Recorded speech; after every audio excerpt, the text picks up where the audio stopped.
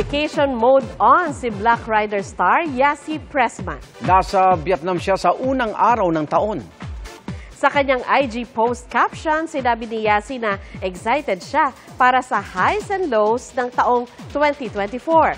Kasama niya sa bakasyon si Camarines Sur Governor Luigi Villafuerte. Dati nang inamin ni Yasi na nasa getting to know each other stage sila.